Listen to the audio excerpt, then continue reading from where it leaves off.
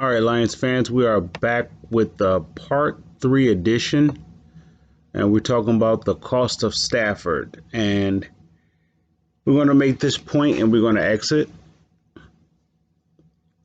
Stafford is not the problem per se. Let me just say that. He's not the problem per se.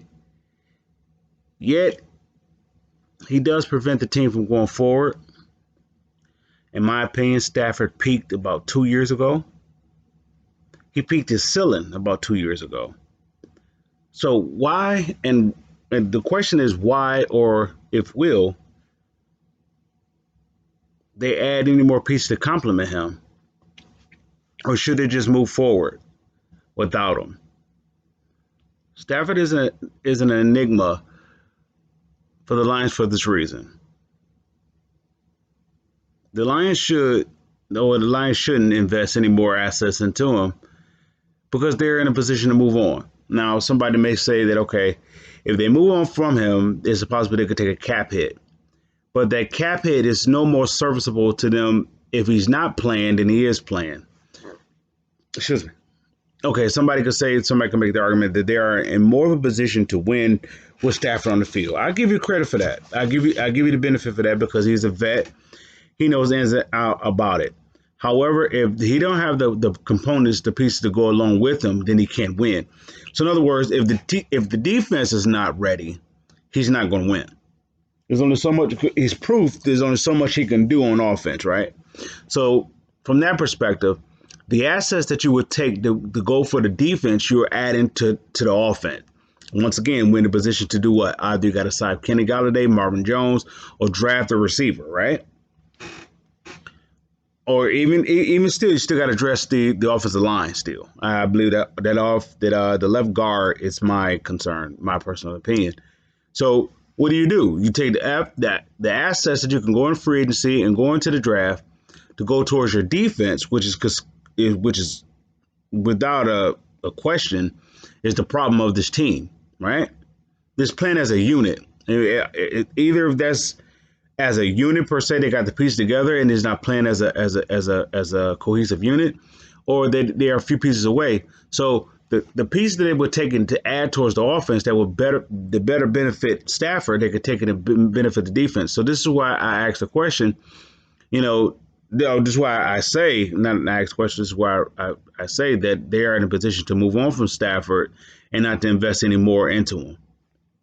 But yet still, the enigma still goes along with it that the fans are afraid to see and be without him. All right, they're afraid to look and see what this team is going to be like without him because they have got whiffs of it by looking at the backup quarterback and so forth. The team doesn't go and function, or it doesn't function as normal as with Stafford. Stafford is a 13-year vet, so he pretty much know how to run the organization per se. Yet and still, this team needs to not be afraid to go from that and learn with a new person altogether, a new quarterback altogether. So, with that being said, if the fans can let go of what they see of what they saw of him, what they saw of him is mediocre.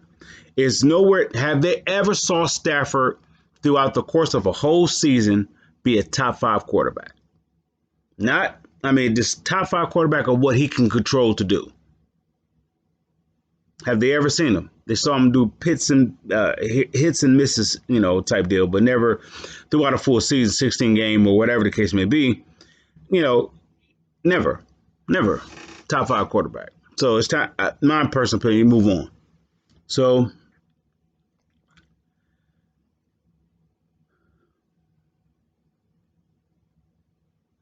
at some point you have to start building around his successor. And not Stafford. Sometimes you got, at this place where in my personal opinion, you draft a new quarterback and you start him right away. Somebody said, why start him right away? He's a rookie. He don't know anything. Well, I look at it this way. When they put those 2 rookies in, how did they play?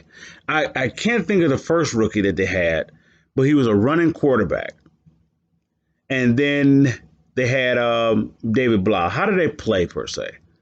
Somebody could say, well, they're not arguably the long-term fix. Okay, but how did they play? Did they play serviceable enough to win? Yeah. Can you see them being an overall success? No. Did you see Tom Brady being an overall success? No. Did you see Patrick Mahomes being not Patrick Mahomes, but any person that's considered that came off the radar being a success? Like, say for example, Josh Allen was considered what, a cast off? Anybody see that coming?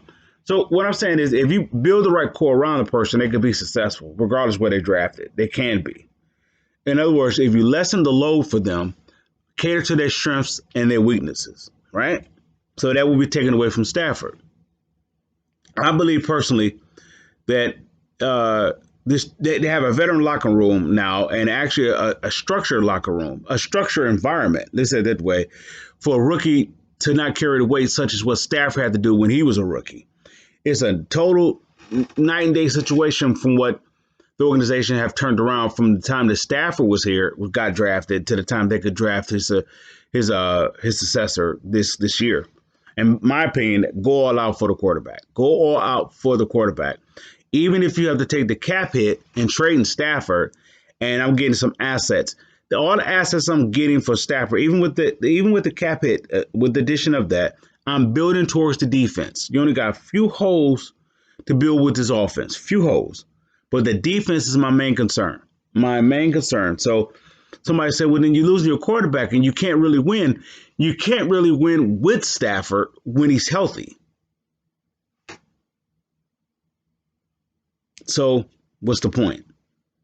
But if you get the right coach, it's the same self drill that you can say by getting the right coach for Stafford. It's the same getting the same right coach for the new quarterback, the rookie quarterback. It's the same deal. If you put the quarterback in the right situation, he can succeed. All right, look at Patrick Mahomes. The people come in and say, like, well, he this is this. The reason why Patrick Mahomes is successful is partial that he's talented and whatever, but his coach was positioned in an environment, or placed him in an environment that made it easier for him just to do what he's supposed to do. When the Lions drafted Matthew Stafford, they had no clue what they were doing as an organization. They had no clue what to do with the quarterback at all. And so they put Matthew Stafford in a worse situation. But this is a different regime that's coming in or whatever. The different regime that just left, the Bob Quinn regime, and if they do it right, they build off of what he did. The new quarterback don't nowhere near have to carry the load like Stafford had to do when he was a rookie. So that's my take on that. So, is there anything else I want to say before I close out of here? If I didn't mention, this locker room is a good enough locker room. It's stable. It's matured. It's ready to be led. And I think Stafford just peaked his ceiling here. I think there's nothing else more in the tank that he have to give here. He done everything he possibly could to win here. Move on. Just move on. Stafford, move on. Organization, move on. Fans, move on. Just move on. All right, Lions fans, we're going to go ahead and close it on out. And yeah, and I believe that's probably going to be the last part of this. If not, we'll do something else. All right, Lions fans, I salute.